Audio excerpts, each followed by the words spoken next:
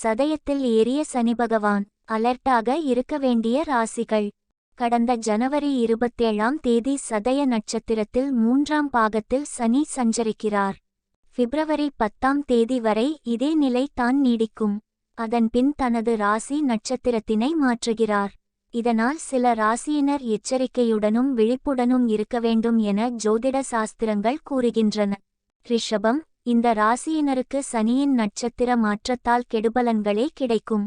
பொதுவெளியில் உங்களுடைய செயல்பாடுகளில் கவனம் தேவை. போக்குவரத்தில் கவனமாக இல்லையென்றால் விபத்துகள் நடக்கலாம்.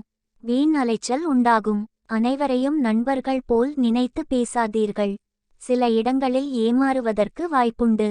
உடல்நலன் பாதிப்பு உண்டாகும். கடகம். இந்த ராசியினருக்கு சனியின் நட்சத்திர பெயர்ச்சியால் உங்களது உழைப்புக்குண்டான பெயர் கிடைக்காமல் போகலாம். இருந்தாலும் பணிக்கு நேர்மையோடு இருங்கள் போதும்.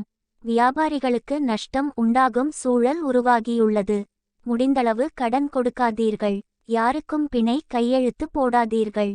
துலாம். ஜோதிட சாஸ்திரப்படி துலாம் ராசியினருக்கு சில கெடுபலன்களை தரப்போகிறது.